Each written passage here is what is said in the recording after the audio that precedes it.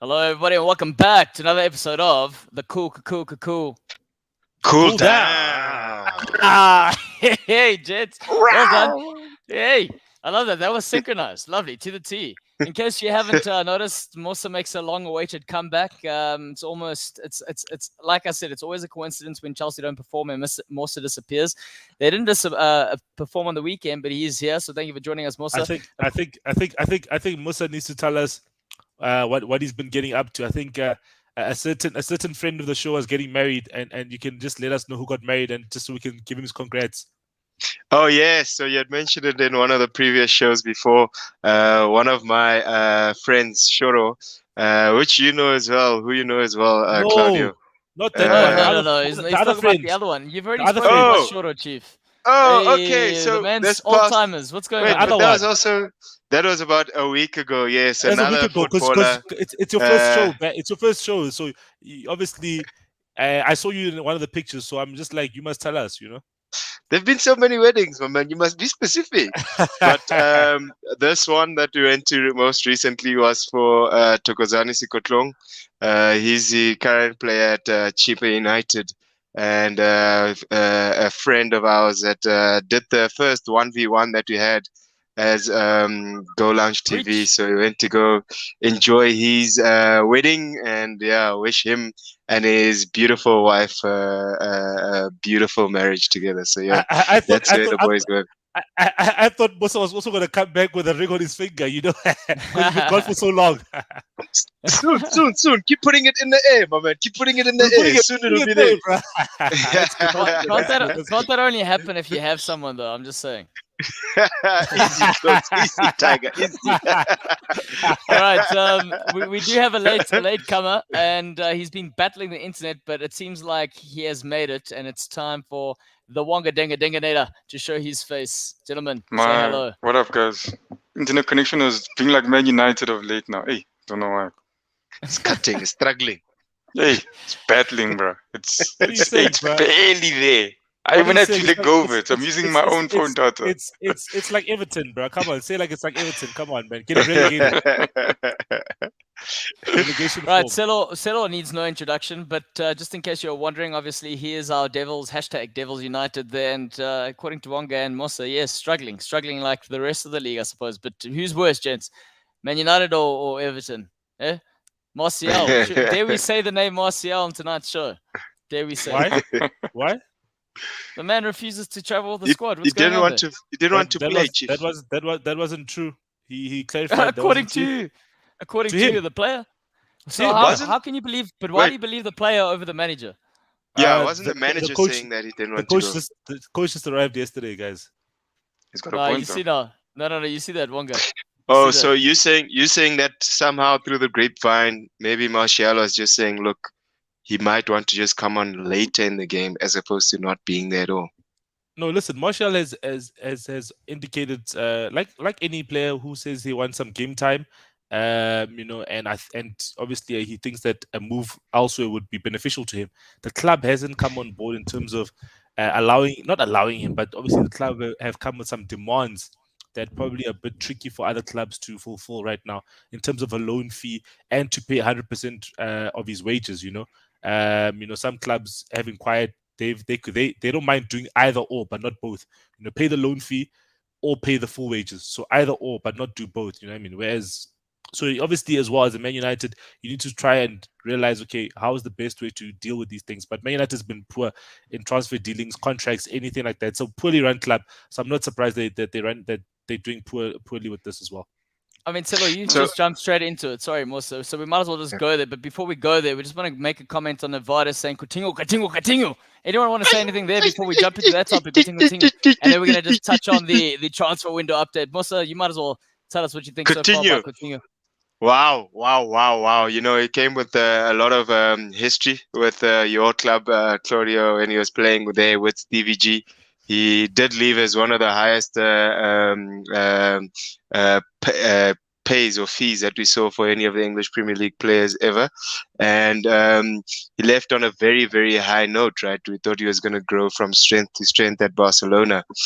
it hadn't worked out that way, and potentially there could have been several reasons that actually got into the dynamic. But to see him come back and join Steven Gerrard, his former player, now his manager, and actually look to be not as fit as you'd want him to be, but actually getting into the right positions and interlinking with these strikers in the way he had done with the Man United game was quite exciting.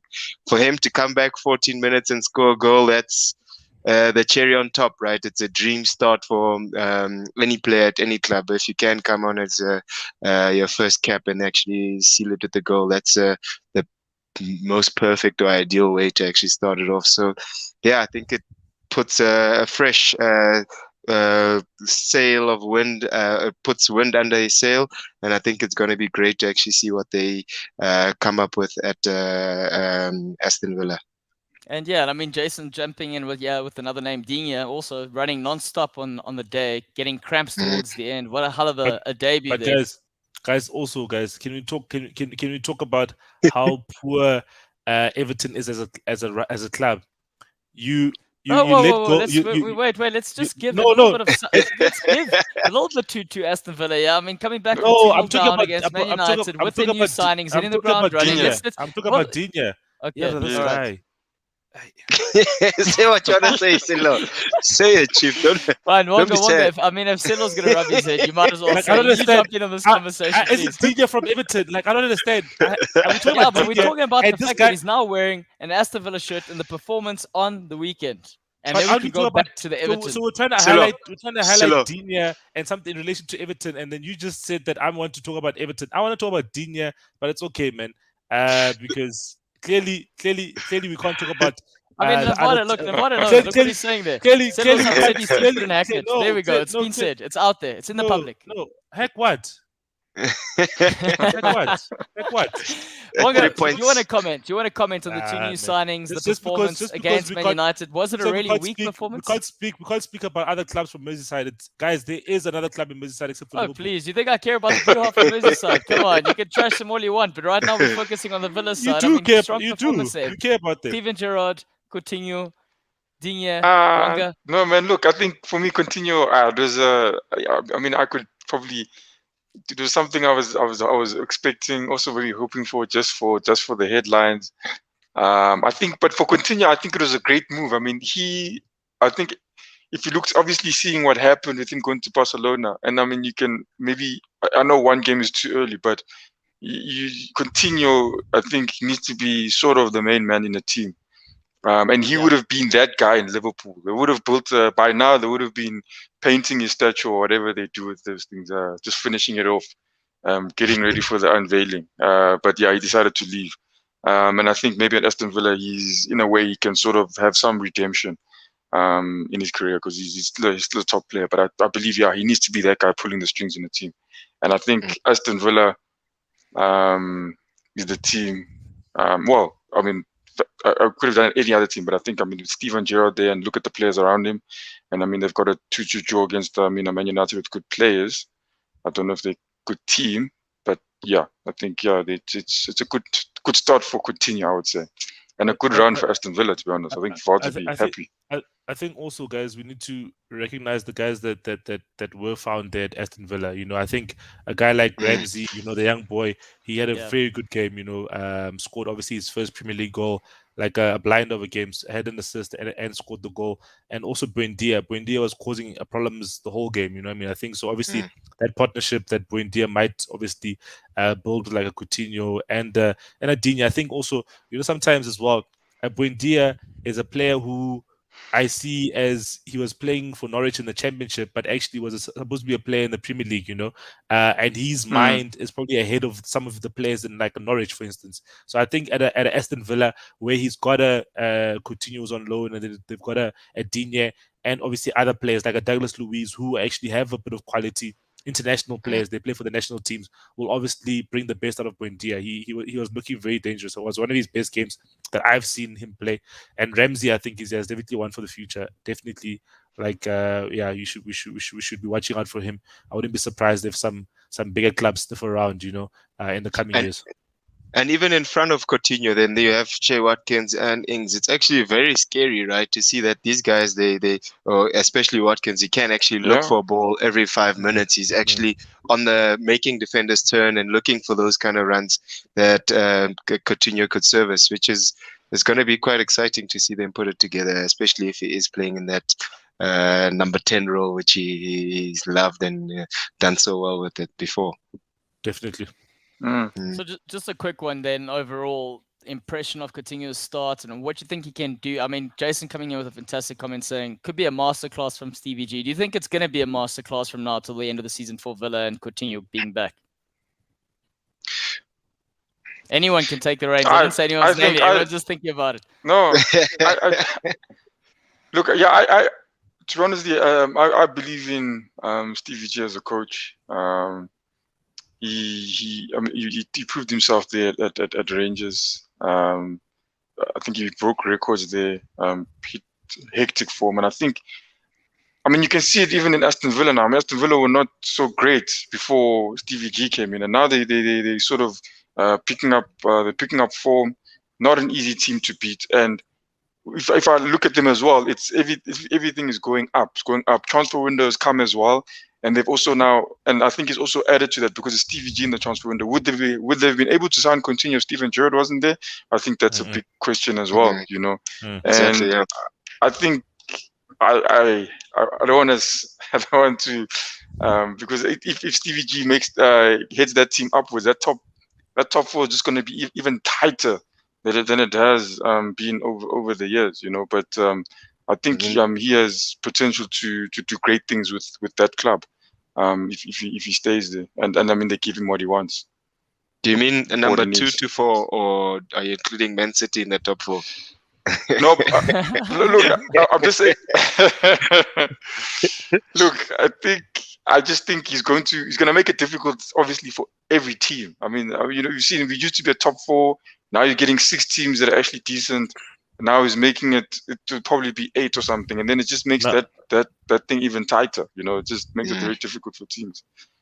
So yeah, I think but definitely I think Stevie G has is just a quick one. I know obviously Wonga's saying he thinks Stevie G has what it takes in order to get them to the next level, but just I want to compare him to a Frank Lampard here in this case. Do you think if a Frank Lampard had to take charge at Aston Villa, say he went to Aston Villa instead of a Chelsea, do you think we would have still seen him in a job at the moment? Mosa, I think this question's primed towards you, seeing as you witnessed him firsthand and your sorry, not Wester. Yeah. The difference with Stevie G and Lampard in the final days that Lampard had at Chelsea is predominantly the amount of money he got to spend, right? This type of dealings that Stevie G has just done now is not as expensive or as eye-raising as some of the business that Lampard was doing at the club. And with that kind of business being done, there is pressure on the manager first before anybody else to actually then get the results, right? Yes, it was nice that what Lampard did very well was integrate the academy into the first team, and he got the boys playing some kind of exciting football for periods. That's the same thing Stevie G is doing with Aston Villa. He is getting them to play some exciting football, which actually allows him to express himself and go forward. But Musa, so sorry to cut you there, but how much control did Lampard have over those transfers that came in, despite Chelsea having a big transfer budget? Yeah, right. And like Marina's still been there. The business that she's doing now still, it seems very exciting, but in my view, there's some decisions which are pretty tricky. I think some of the decisions may have been guided by Lampard and some others may have been led by Marina, but they just did spend a little bit too much money. Once you do see headlines of 90 million being spent here, 70 million being spent there, 50 million being spent there, it does put a lot more pressure on the coach, whether he likes it or not, whether you can blame it on the manager or the backroom staff or whatever. It falls on the coach to actually get the results, because even Marino will ask him, like, actually, dude, we spent 150 million, we spent 200 million on these players. Why aren't we getting the results? You can't really turn around and say, these players are not top quality if you've spent that kind of money, and that's that's a difficult one. One thing I think that Steven Gerrard has over Frank Lampard is the fact that he spent 3.5 seasons at Rangers. You know, he's the fact that 100%. he actually spent 3.5 seasons. 3 full seasons, and obviously half of this current one. You know, so at least you got an opportunity as a coach to actually learn what it means to be a head coach, you know, and actually bring out a team and say, okay, cool guys, let's do this, let's do that, let's do this, let's do that. And then obviously discussing with the board and saying, okay, cool guys, I think we need to sign this player, this player, this player. And obviously which resulted in Rangers winning the league last season, which is something they hadn't done for 10 years. So I think that schooling definitely helped him. Lampard only had 1 season at Derby, guys, and he didn't qualify for the Premier League with Derby. He failed. I'm not saying he failed. It's to get out of the championship is very difficult. But he got into the playoffs, which is top 6, whatever. But he didn't make it into the Premier League, and I think he needed maybe another season. So even like what's happening now with the rumors of Wayne Rooney potentially going to Everton, I think Wayne Rooney needs to let him still work at Derby. Oh, he can't go there. He can't go there now.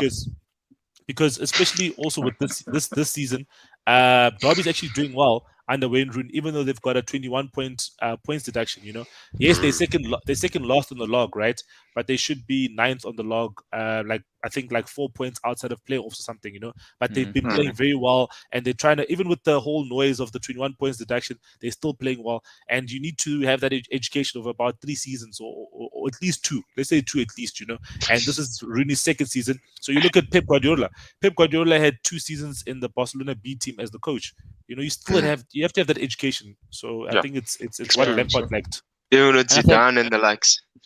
They all went through that same process, Exactly. And I mean, like Nevada says, as well, Gerrard also got the good education from Klopp, and he did a similar situation before going to Rangers. So that adds up. And also, I like your Rooney sort of comparison. If you're putting him at Derby, a complete mess of a club at the moment, do you then think it is the right move to go to an Everton, who are even more in shambles at the moment? No. Not now. I think Everton can definitely be Rooney's first job, but not now. Maybe in 3 seasons' time, he can definitely take a stab at Everton. 3 seasons. I mean, time. we meant to touch on the transfer window now, but we might as well just go straight to this topic. Benitez getting the sack here, and who should be the next man in line for the Everton job? Wonga, what do you think? Let Duncan Ferguson take it over, man. I think let him take it over until the end of the season. Rather, I think his first stint as a caretaker, he won his both the games that he coached, or he won 1 and drew 1. The last time he was a caretaker. He put Moises Keane on, pulled him off. Yes, same exactly. Game at Old Trafford. Yeah, obviously. Exactly. So he obviously has a bit of experience of being a caretaker. I think just give it to him. He's an Everton boy. The fans will give him leeway in terms of losing games. But the most important thing is stay in the Premier League, get a good coach at the end of the season, and then let's obviously build up. And I agree with Musa. It doesn't have to be like he's saying, the objective would be to stay in the Premier League. So if you want to get a coach, don't rush for him. You know, like now just look for a coach. You are where you are now. Rather get a coach that you can. Rather get the right coach. I mean, take your time, look for the right coach, and I think towards now till end of the season. Is Sam Allardyce? I know you've mentioned Duncan Ferguson. Sam Allardyce we don't need him back in the Premier League. Guys, some people need to retire, guys. We don't want to see Sam Allardyce. We don't want to see Roy Hodgson, guys. Sam Allardyce, Roy Hodgson. We don't want to see them, guys. Do you not think Benitez and Mourinho have exhausted their Premier League experience as well? Do you not think those are names that should be thrown in the same hat? Benitez and Jose Mourinho need to go coach international teams now. Yes, that's what I agree with this. Okay, since you guys are considering, Mourinho must coach the same view.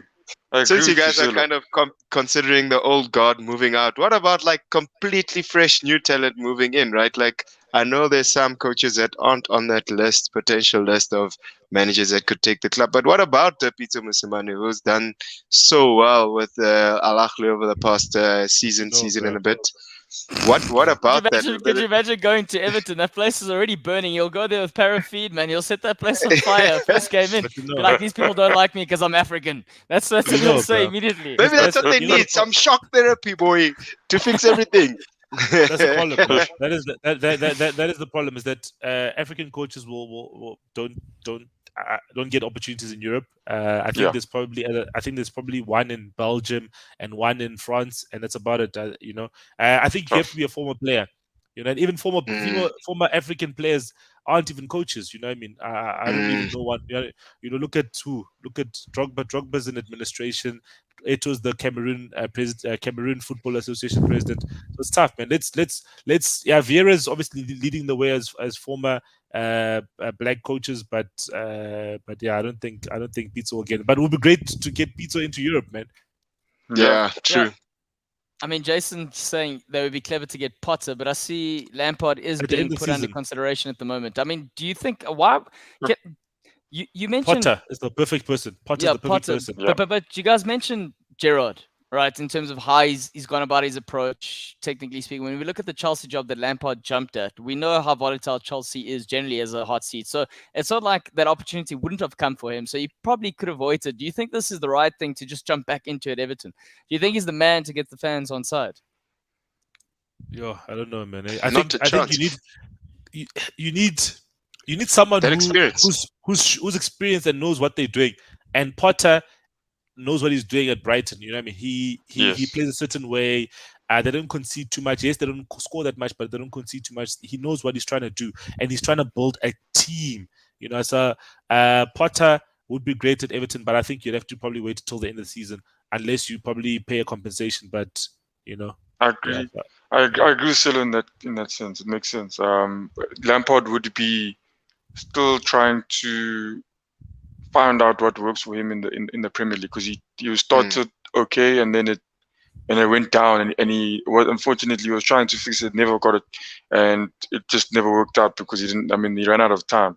And obviously Potter, he's been in the Premier League, he knows what works. Obviously now, but would you say, it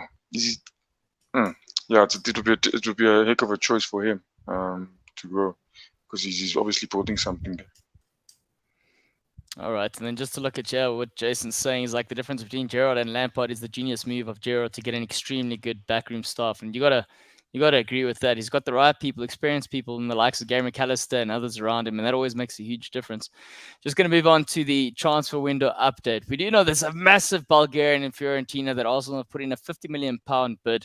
We know that Fiorentina want to sell, but the player's saying, hang on, I want to stay until the end of the season and view my options. Wonga, any surprise there in terms of that sort of decision from the player? Yeah, I mean, I haven't seen how much, but I mean, he's doing well as far as I understand. I mean, even so perhaps too well for an Arsenal. Is that what you're saying? He's the leading goal scorer in Serie A. No, I mean top 4 team in the Premier League. I don't think it's. I think it's a good fit. Do you throw that around now? Top what team? Top 6. Top 6 team in the Premier League. Come on, be honest. Top 6 team in the Premier League. You're throwing that around now, sir. It's far from relegation fight, huh? Just say top 6. Yeah, no, we're not there. We're part of the big boys in the Premier League. So I think I don't think it's for him. He's obviously happy that they're looking for someone. And I mean, I wasn't sure. I mean, the week when you started, but it's obviously they're showing. I mean, and I think it's good as well. I mean, in terms of what's happening, it's unfortunate for Aubameyang, but he's done his own problems. But also as Arsenal as a club, you can see that we're not relying on players. You're not bigger than the club, as good as you may be. And I think obviously now this thing of them pushing for the signing is obviously a clear intent of that. But for him, it makes sense, you're playing well. The players are coming off, teams are coming off you. Why rush into it now? Rather wait and have your options. But for Arsenal, for us. I don't know. It seems like Arsenal need players considering postponement, but that's a topic. That's what I'm saying. It's for us. It's difficult. For us. It's difficult. For him, it's good. But for us, it'll be difficult. We need someone. Two centre mids at Afcon.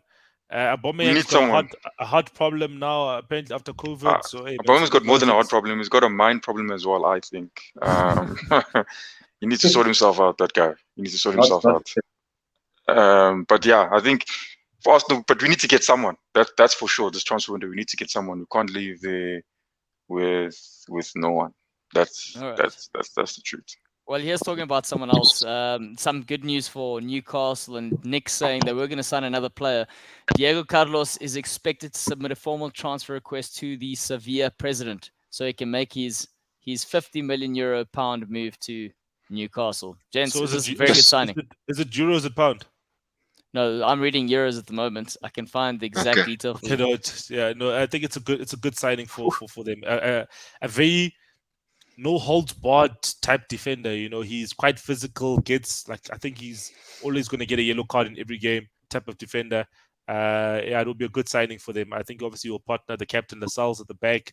They need that defender at the spine. They need to sort out the spine. After this, they can probably try and get a centre mid.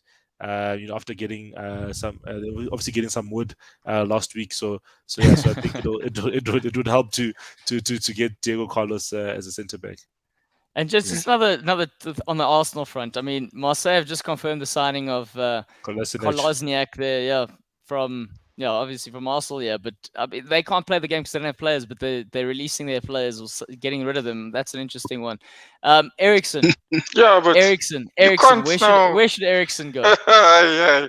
But you can't keep a guy. You can't keep a guy now because you don't have players, and when the guys come back, then he's not going to play. He's going to sit on the bench. So you can't hold him. Let him go. Yeah, but for one game, don't you have an academy? Don't you have under 17s like Darren said there? They got bench. They got young players there to play. 100%. I'm of that view as well. In fact, this whole COVID thing. People had COVID. It's ridiculous. Go get the teams from those. Go get the players from your junior teams. I would have said that. Like Burnley's only played 17 games, guys. They've just had their game against Watford postponed, guys, and they had the game of the weekend postponed against Leicester. They've had 6 games postponed, guys. That's ridiculous, guys. Yeah, Burnley's so behind on fixture list, and their best striker has just left, and their other good striker is obviously at Afcon. So they're hoping that Ivory Coast doesn't do well, and Ivory Coast will probably go till like deep into the tournament semi-finals. So Maxwell Kone will be there till semi-finals. So they're hoping that something happens with Ivory Coast, and so they can come back. But for me, Claudio, tough for them. I would have, but even tough. But I would have been okay with it if they said, I don't know what the rules of the Premier League say, but if they said to teams that, if I know COVID, it's been there for it's now 3rd year now, but you have your academy players, you even have junior players under that. If COVID hits you to the point where you don't have enough players, including your junior teams, or you had for that reason, then I would understand, But now Premier League has come to the point with it started now. Even Matthew brought it up when Liverpool closed their training grounds. They said they were trying to miss matches, and even what's his name, Phil Neville said he should have said it earlier. Now they're talking about now, and I agree that they should have done it earlier. But now the fact that they already gave postponements to other teams, they've already put themselves in a hole. Now everyone's taking advantage of it. Everyone's taking advantage of it. And why not also take advantage of it? I think we should do it exactly what Leeds did. Yeah, I think we should have done exactly what Leeds did. Every team should have done it. It would have made the Premier League even more interesting. And the team who was at the top, would have been the true winner because of the circumstances. I believe that should have happened. Now you don't play players because the guys are sick. It's a squad game, guys, at the end of the day. And when you mean squad game, we literally mean your first 25 players that you register, and then obviously the other guys who are coming from the academy. So 25 players plus your guys who are playing in the reserve side. That's your squad. If you were to have like a crisis at centre back, Liverpool played Reece Williams, who's obviously from the academy and he was playing in the reserve team. They obviously played him as a centre back. You play those players. So for COVID, we should do the same thing. We should see your Balaguns play. I don't even know who the young guys at Chelsea are, but whoever those young Chelsea players are, let them play and let's continue, guys, and let it be fair that if there's an outbreak, unlucky guys, you guys have to just obviously honor the fixture, unless the COVID thing hits like 4 goalkeepers. If it hits 4 goalkeepers, then that's different as well. Yes. But now it's too late now, so it's too late for that now. They've already allowed other teams, and you have to be fair. True. You have to just be fair now. Now they're in it. So what do Arsenal do? Arsenal use this thing here, and they said, hey guys, Let's just go file in Oh, something. now they're using this thing. The Now top something Yeah, they 14 haven't they done use yet. this. You see They that? saw Top this 14 one. they've got this year. Liverpool dodged them the first. Liverpool dodged them the first round, and they said, "No, why can't we also dodge Tottenham?" So they're Also, slow but learners, lean. but they're learners, is what you're saying. That's okay. That's fine. I mean, we got good news. We got good news here for the Villa fans. Robin Olsen has completed a loan move to Aston Villa for the rest of the season from Roma, and that's Yay. officially 4 minutes ago. So that's some exciting things. Quickly, Oh, Ericsson, gents. that's the goalkeeper, ne? Yeah, Ericsson. Who would take Ericsson right now? Anyone Brentford must brave take enough? him, guys. Brentford must take him. Man United need him. Nah, he has no space. He has no space. And I That's not see good. Donny van der Beek doesn't want to go to Newcastle. Said they're too low for him. They're at the bottom at the table. Doesn't suit him.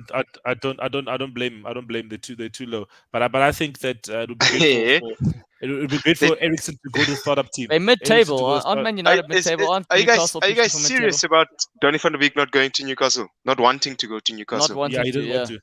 Yeah, doesn't Why want to. not? Isn't that fake Game news time? like Martial? Nah, he doesn't want to go to Newcastle, bro.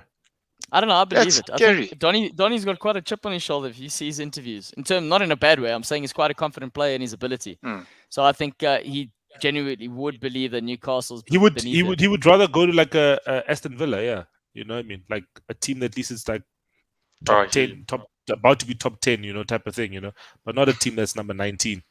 Dogfight down there. But Could no, be top 10 Donny in wants 2 Real seasons, Madrid. He especially thinks his with next him move there. is Real Madrid. Nah, But not now, man. Literally from not playing the past 6 months, probably giving it 5 minutes in the past 6 months to go into Real Madrid is a little bit of a pipe dream, no? Yeah, it's I mean, massive. it is, but I think that's generally he's had those comments, and I see those rumors have been going out there. Wow. But just any other final last transfer comments you guys want to make before we move on? Yeah. Are the players at Man United a little bit too soft now, dude, to be honest? Because if players like Martial are coming out with those statements, Cristiano's coming out with statements of saying, like, if any senior players gave players advice, the players would take it on their shoulder. Donny van der Beek coming out with these type of statements like they made from gold. What is going on in the camp then, dude? Like, it seems like that's a big problem, a massive problem. From the Problems outside. there for me. Why is Silo not? Silo's just taking it in. He's trying to South think of a Africa. logical. I'm in You're South not Africa, there. guys. Oh, I'm in South okay. You don't Africa. know anything happening inside, chap. I'm in South Africa, guys. Silo, I I'm in feel like South that's a Africa. cop out. Tell us what Concerning you though. think, man. Tell us what you Like think. when you saw those comments from Cristiano saying that the younger players aren't taking advice too well, they're actually like taking with a bit of salt. How did that? Man, Didn't you respond? but guys, I think we all know that. I think players, different generations react differently. I think Cristiano Ronaldo is from a different generation. I think his generation of players, they take criticism on board and they actually work hard. So he was saying that simply that when he got at Man United, Roy Keane, Gary Neville, Rio Ferdinand, all these guys who were senior players to him, when they told him, "Hey man, you need to work on this, you do that." Like, you remember when Ronaldo got there, he used to do all those step over stuff. He cut that stuff out at some point. You know what I mean? He would do a step over, but step overs were going forward, type of thing. So I'm sure someone told him that you should rather do step overs when you're going forward, when you're trying to beat a man, and not just doing it like for play or type of thing. So he's just saying that he's trying to obviously relay that message to the younger guys now as a senior player, similar to how Gary Neville and your Keanes and stuff did it to him. He's just trying to do the same for your Greenwoods and your guys who are under the age of 23, for instance, And obviously, if they don't want to listen, then at least play for the badge. Try to improve yourself. So he's just trying to impart the knowledge that he's obviously gotten from other guys when he was the time. But the thing is, players are soft now. Players are not like him. You know what I mean? Players are different now, man. Players are soft. No, man, I don't want to run too much. No, he was a different generation. The guys who are 30 years and above to the guys who are under 25. Silo, do you think Ronaldo will leave then? End of the season? Yeah, if we're in the Europa League, he'll leave. I think with in terms of like Ronaldo, I think he's that's what Silo was saying is that in terms of the players being soft, I think like you heard Ronaldo. I mean, what he said with that was at the Sky Sports interview when he told them that third. I mean, even him saying, you could see that even when he said Man United should like finish third, he was even stretching it there. He just wanted to say number one. That's where he believes they should be. And as soon as you say that, you could see that this is something that is definitely told those players on the pitch, And I think then now it becomes a thing of, him demanding it every single game. I don't know how it goes on there, but I would imagine that he's going to demand it every single game, him as a player. And then at a point it gets, you know how Ronaldo is very emotional, he's an emotional player. And then when he shows his emotion, now everyone's like, shit, now piss this guy off. Flip, then. And like Pillow says, different generations, they don't know how to act towards it. But you guys are saying past, that we don't, like our clubs don't have young players in the helms. Musa, what's your boy Shoro saying? It's different. That's Maguire and Jones should start. No, boy. but the other sentence there. Why is he saying Bruno's a fraud, bro? No, Bruno's not a fraud. I look, guys, I don't like. Why is Shoro? He must answer. He must answer. Can you please sort out your friends, bro? Maguire and Jones.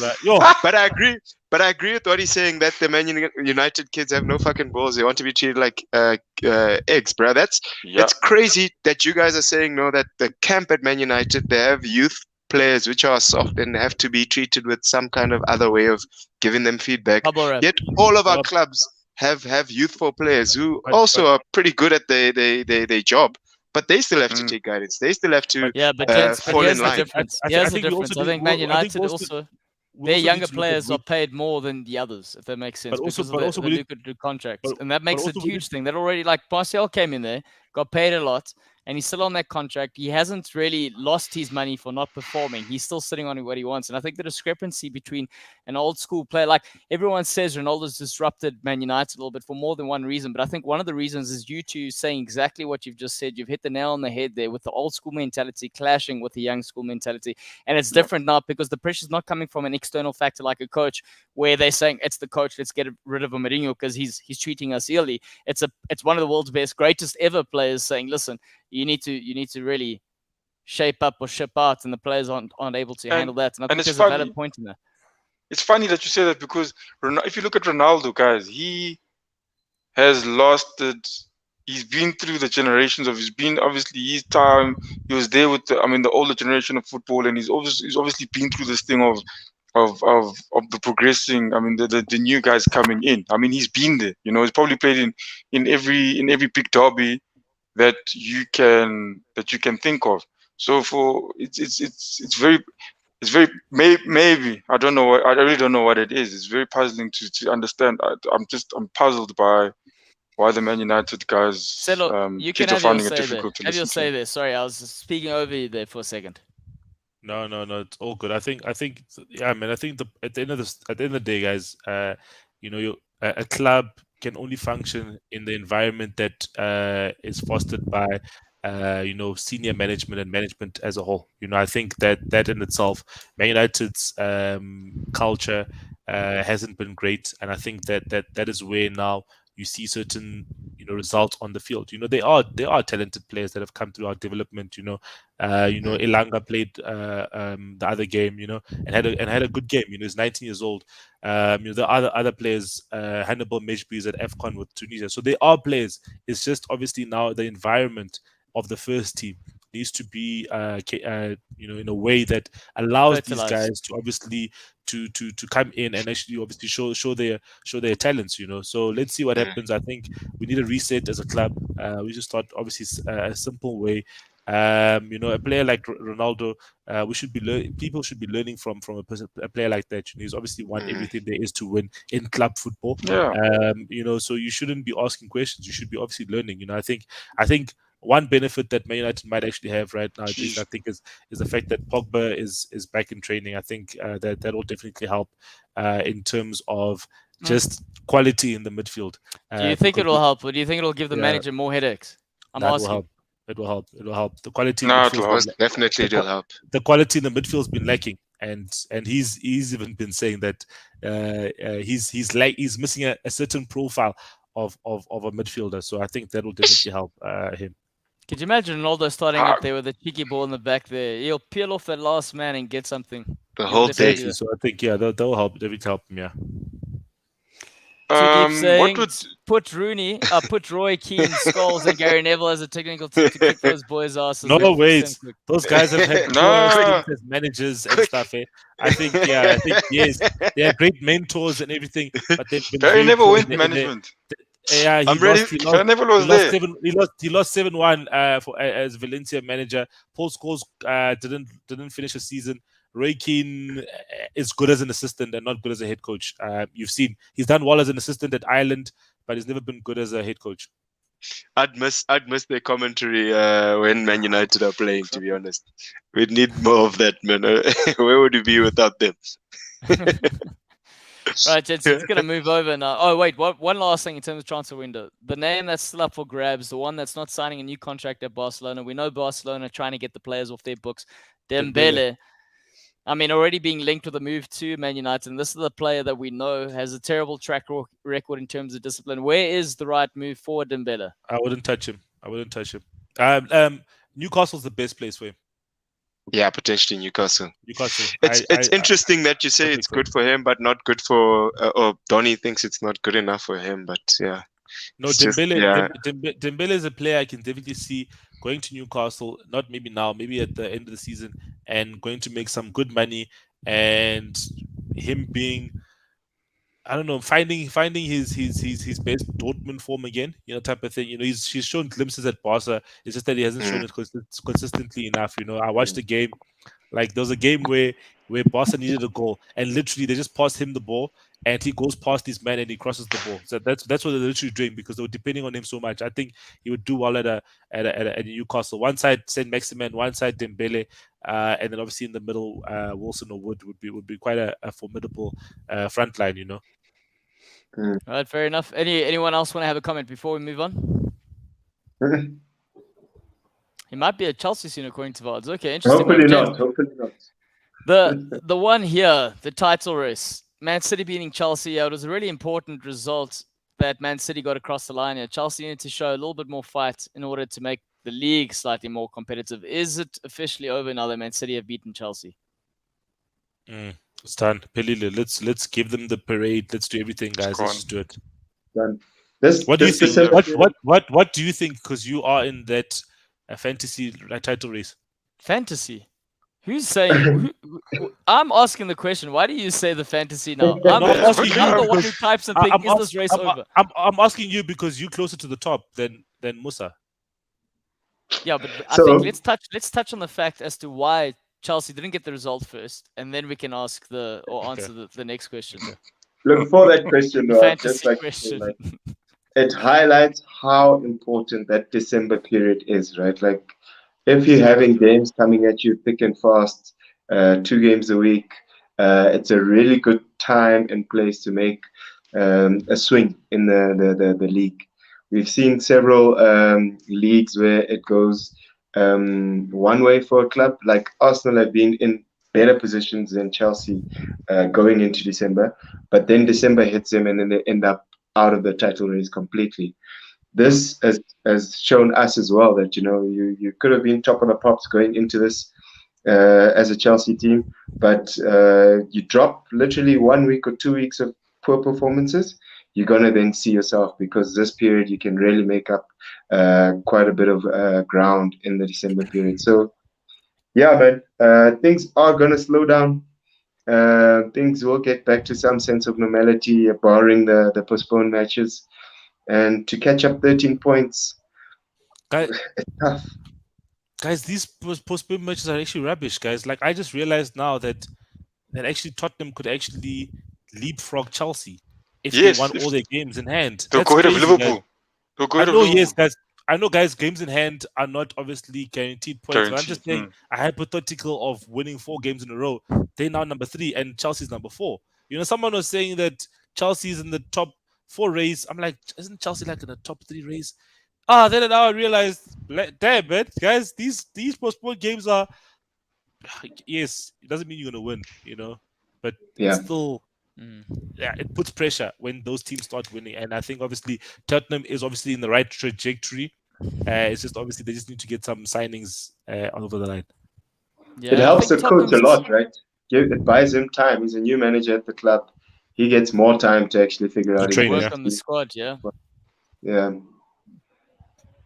Yeah, no, definitely. I think it's a valid point. If you're looking at Tottenham right now with those games in hand, more time to prepare for Conte. It hasn't lost in 5 games. Imagine Eriksen goes there for 6 months. Well, he's saying it's welcomed. He's saying he's already opened arms, saying Eriksen must come back home and he's got a place to play. That could be the thing that sparks Kane a little bit. Maybe exactly what Kane needs, an old friend bruh. to cheer The him up. the old band we back, bruh. Kane, Ali, Eriksen, and Son. Those guys are dangerous under Pochettino. Flip, right? Yeah, no, that was a dangerous team, man. But what has happened to Kane so far? Because wow, No, he's back. He's back on form now. He's scoring again, and that's a big worry for the rest of the league and the guys in the top four. And they do have time now. And I think that's also why they're really upset with the Arsenal postponement. The Arsenal postponement really threw them off because they're ready to make sure. They've got like 7 games in hand. I don't know why they sour. What the heck? They're the first ones who started this thing. I don't know how they can be sour. They heard about the bets. They heard about the bet. They know if Arsenal lose, you got to bleach your hair white. Also, what's going on with Lukaku there, Chief? Why did you? I don't have to bleach my hair this year. Here, so the man gets put on bench. It's clear that I don't have to bleach my hair this year. It's so clear. I'm so thankful. Your beard, because you got nothing there. Why? Well, listen, I'm growing this hair here for the beard. Can Shoro stop with the jokes, man? Okay. Shut up. All right, just comment on the Liverpool fantasy-esque trying to be in the title race here. Gentlemen, anyone here, if Liverpool go on a run and they do what they've done in the past when they have somewhat challenged, I mean, it's very unlikely.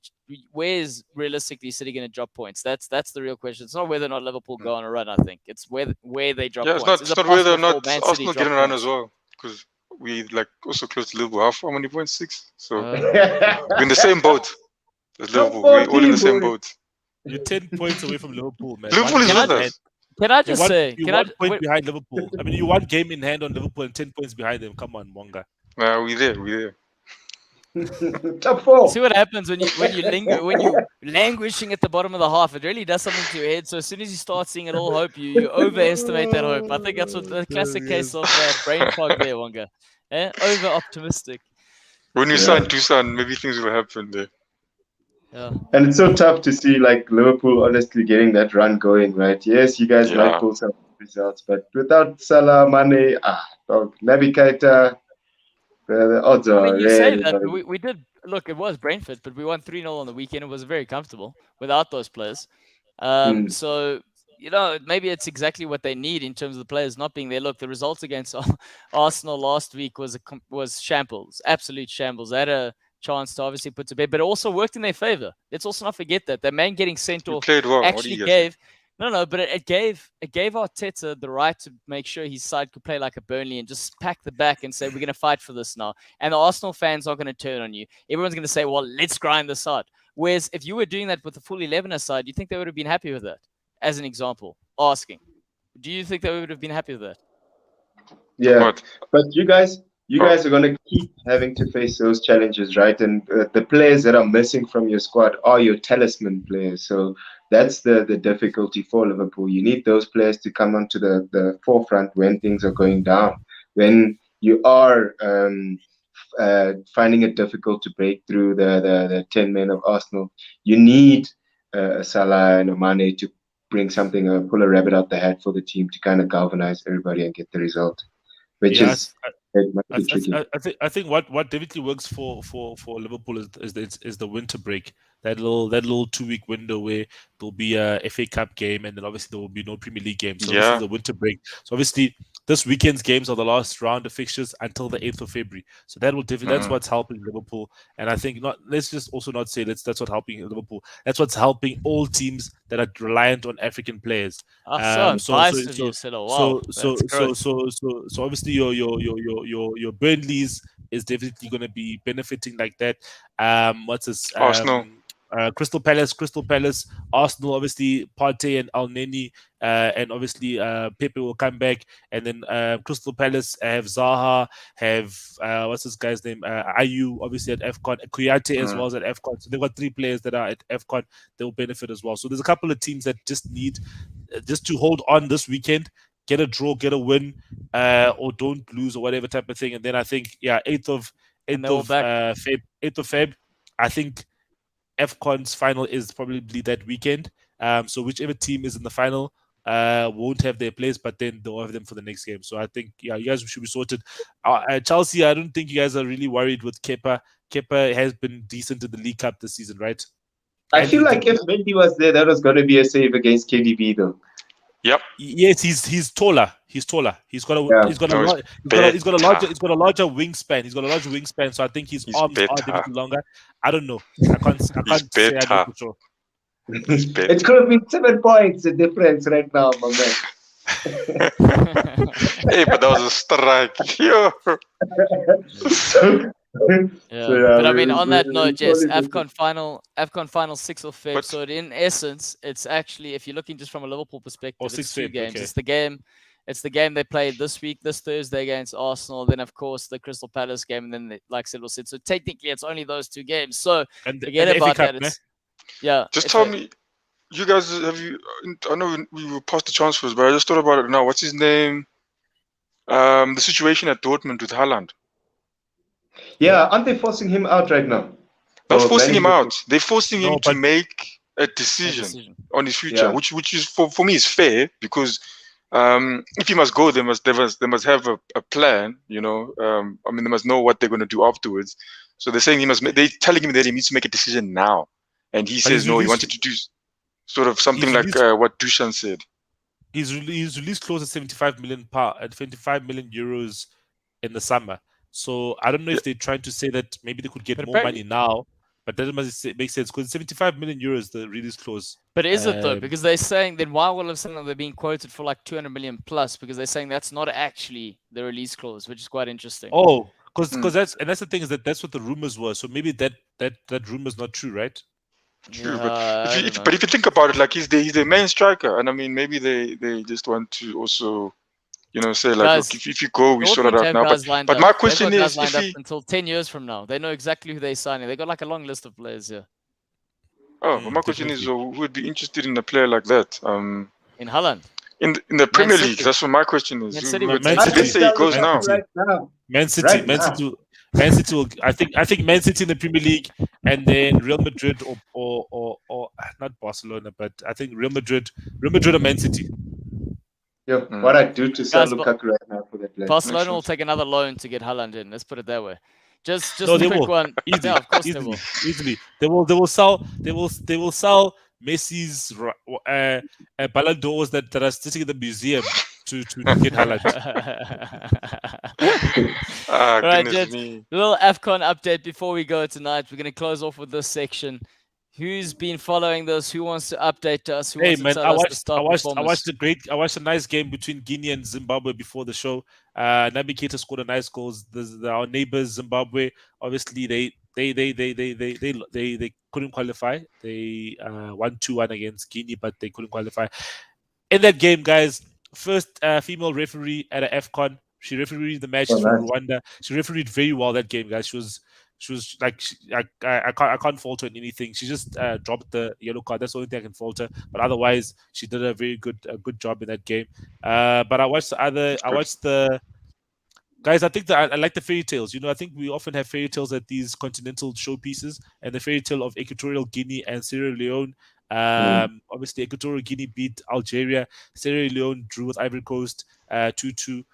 What a blunder from the goalkeeper! But was a Guys, I like- wait, I like can the- we I like fault? the I fa- want to discuss that blunder though, Silo. That blunder from the keeper. Was that a full-on blunder, or did the pitch play its part there? pitch in terms of- pitch because it was almost like he was sliding. If it was like a level ground, right, it would have been that he would have slid nicely. He would have slid and then still held onto the ball, but he just he jerked because he hit and then he made that divot in the ground, and then obviously he popped up type of thing. If that makes sense. What do you think, Musa? You saw that incident. What do you think? I saw it, yeah, and I think it is down to the pitches, man. Like there've been, I think, 2 or 3 stadiums where you see the It's poor. pitches Look, aren't up to the standard that you'd expect. You know, like they have had some time to prepare for this, even had delays to prepare for the tournament. But yeah, I think sometimes you can blame the pitch for what has happened in that incident at the goal. yeah. Okay, Yeah, and no, as you were definitely, about the definitely. fairy tale, Silo, as we lose Wonga, Musa, yes, what did you want to add there?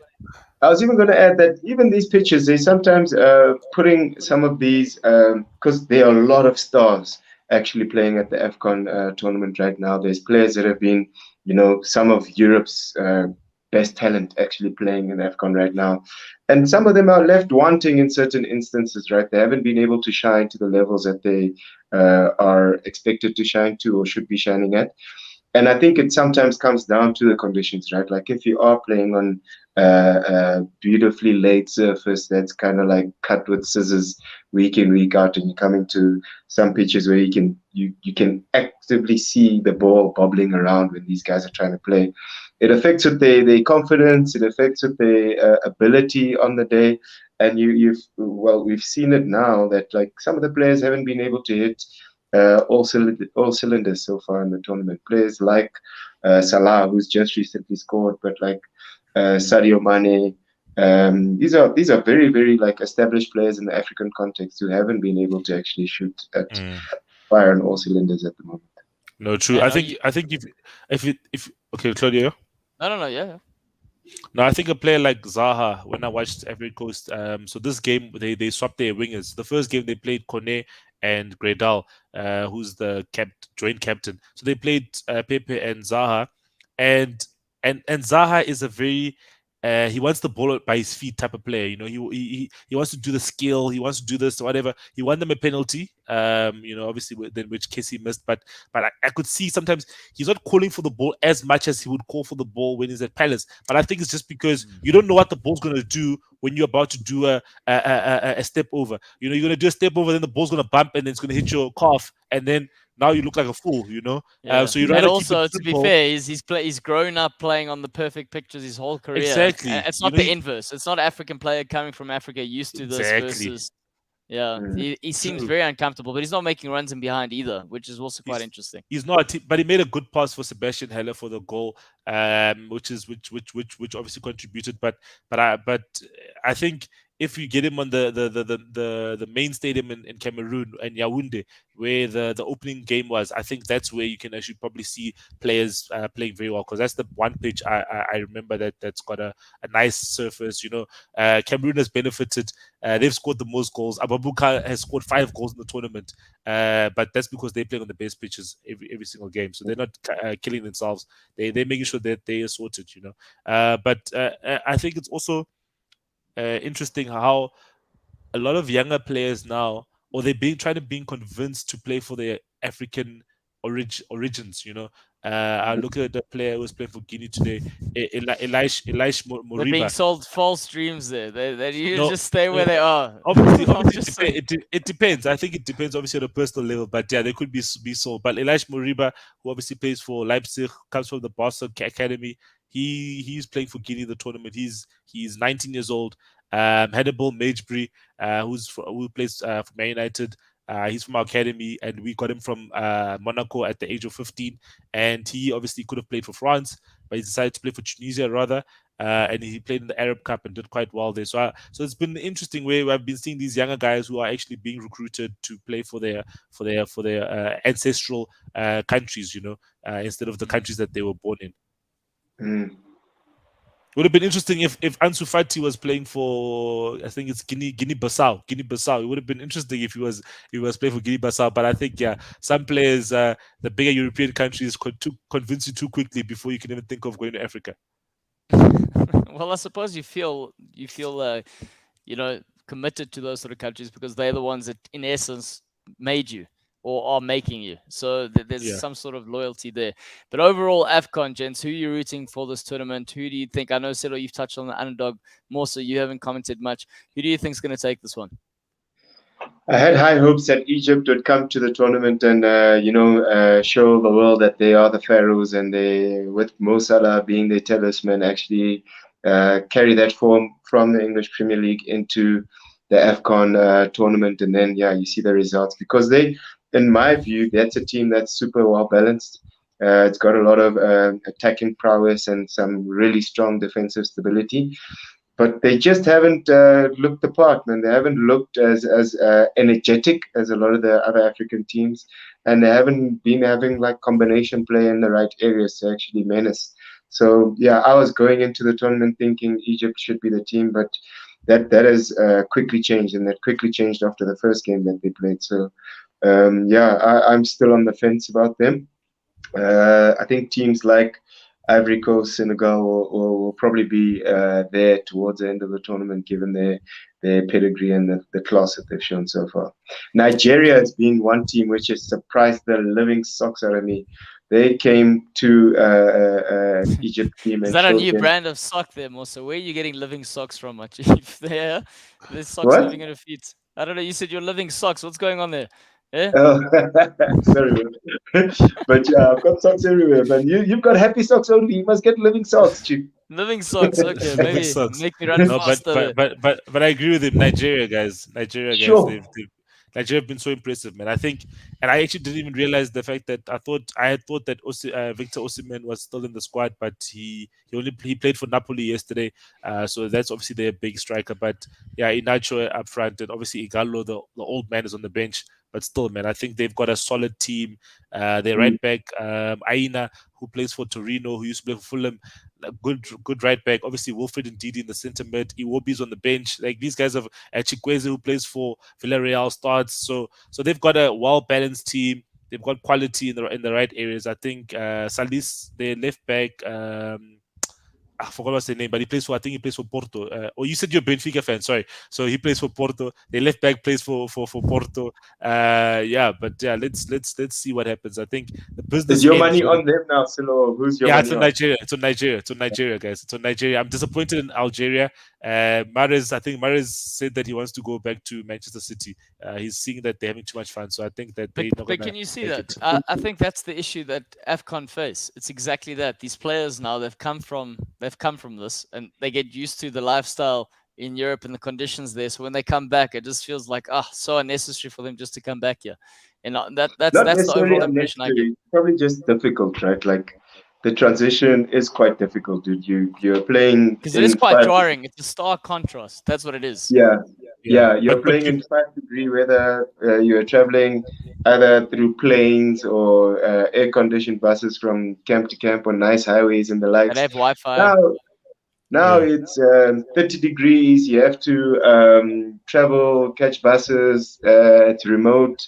It is an experience which is a little bit more unique and different compared to what they're used to, and it takes some time to adjust to that for anybody, right? Even if you had grown up in Africa and started playing in Europe for the past 3 years, the moment you come back, you're going to have to adjust. You're going to have to climatize. You're going to have to get used to the way things are at the moment. And that's, I think, what's actually happening to a lot of these players. But at least obviously European clubs don't have to worry about the next Afcon.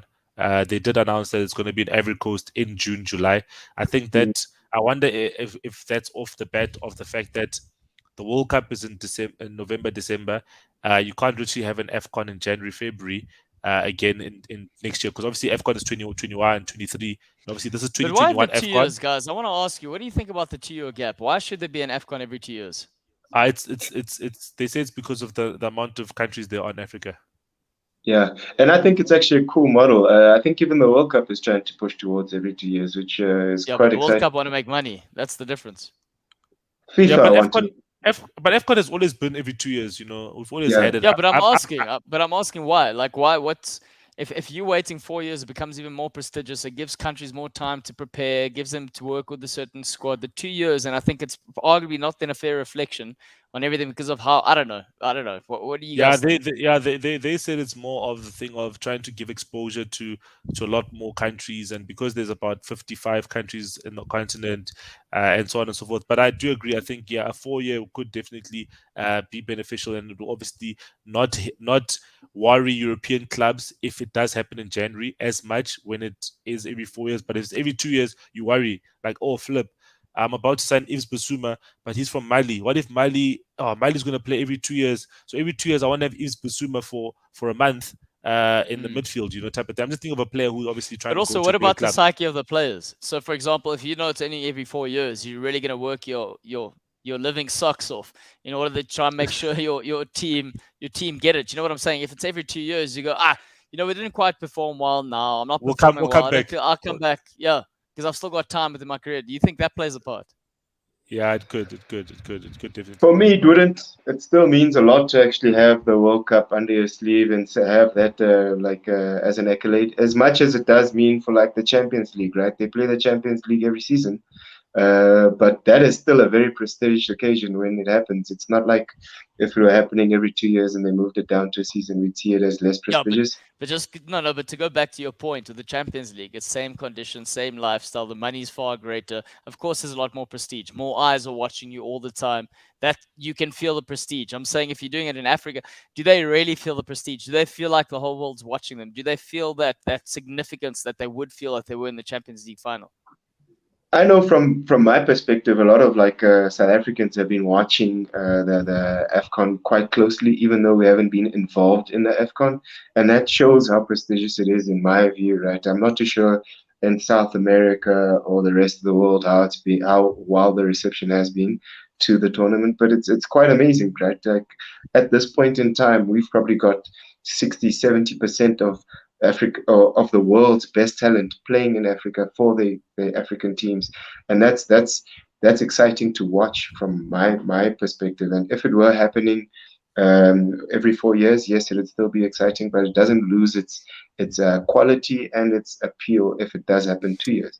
Question on the quality, but wait, question on the quality. You've already touched on the fact that the conditions of the pitches and stuff aren't quality.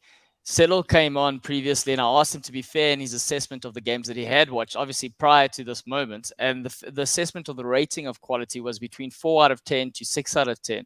In your unbiased opinion, it's better now. The second round was much better. I think, as I said, the warm-up games, no warm-up games. Second round, more goals, more quality. Definitely, I can nippy. You know, you can see players actually trying to play. You know, you can. But the first one, sluggish. You don't know who's this guy. Yeah, it's just a bit haphazard. But Musa, what's your and what I can highlight is it is this region's type of football, right? It's a lot more physical. It's actually crazy to see how physical and demanding the actual football is in Africa. It's very, very physical. I can only picture what it'd be like if South Africa were to have qualified, playing against a Senegal, playing against the Cote d'Ivoire, playing against Morocco and Egypt. Those are teams that have got some of the biggest athletes in the globe, right? And the style of football that they play, yes, it might not be fluid because the pitches aren't as clean cut, but there are some nuances where you're seeing these guys are actually like they adapting and actually outperforming or really performing really well in what they're doing. So there is a lot of quality to be seen on the show, on the field every day. It's just yes, the quality of the pitches aren't as good, but the players still have to adapt, right? Like even if you do play in Italy and the pitches are wider for an English team, it is a little bit challenging. They have to adapt and show that they've got their tactics, they've got their awareness, they've got their approach set, which is something that is nice to see, and nice to see how these players adapt with the tournament as it progresses. Players, right, final and that's question. probably Yep. Hello, I was saying that's yep. probably why it was so difficult for players like Mane, like Sana, like Salah to come in and just hit the ground running, right? The adapting was quite a bit. It's quite a lot for them to acclimatize and get ready for a tournament of this nature. If it were the World Cup, they'd have a month at least to actually be in camp, to acclimatize to the environment, and then to get a sense of how everything is, how warm it is, how humid it is, what type of football the country's going to play, how they're going to adjust their tactics for the conditions that they're going to face, you know. Right, and on that note, gents, I'm going to ask one question. It's going to be a quick fire. Kairaj, being the coach of Egypt, is he the man, the right man for the country? Yes or no? Silo? Of course, he's assisted by Roger Dessau. That's all I'm saying. Yes or no? Oh. I'm going to say no because of what I saw in the first 2 games. I'm just going to say no. Right, there we go. Silo's getting better at quick fire answers. There we go. So no from me as well. Like Egypt have underperformed.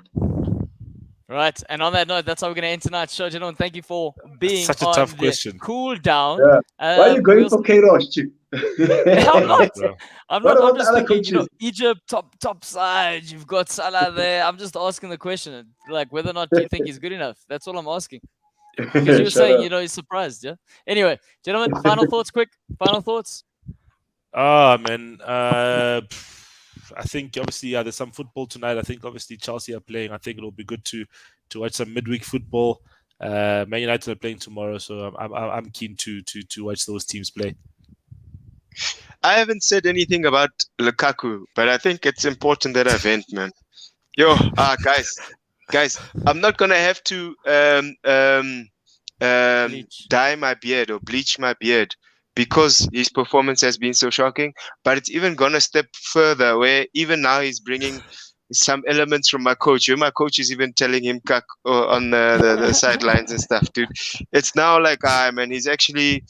For me, my concern at the beginning of the entire process of getting him to sign to Chelsea was the fact that I don't think he's that much better than he left the English Premier League, and I don't know if all the improvement that everybody's ranting and raving about will be seen. He has lived up to that so far. That he hasn't actually improved miles ahead of where he left. He's actually kind of the same player, same mold. The league was just different before. But now he's bringing his comments to a team that was faring very well without those comments. It never needed that type of antics in the change room or the locker room. And I don't appreciate it at all. I think if Tuchel did the right thing by saying, okay, you feel like you're not playing, you feel like the system's not for you, go and play some more. Show people why it's actually embarrassing to have him sometimes on the field. And that's where I'm at. Like, it's actually it's gotten to a point where he's been given a good opportunity to show his value. He's had support from the club. He's the one that got his own injuries, and then he felt as if the club wasn't supporting him. They weren't building a model around the way he plays and the likes. That's bogus, bruh. I'm so ready for this guy to buy. You guys can buy him back. Buy him back. What's the telling Lukaku, us how you really you feel? can buy him back. Us, You can buy him back. We let him go for a reason, bro. Fuck. We paid you guys money. Just the money that we paid for him now, some of it got back to you guys for that fucking 100%. And thank you. shit. Fucking hell. You guys, what a scam. Definitely no loss, no love lost there from also the regards to Lukaku. Gentlemen, remember, if you don't know what to be Be cool.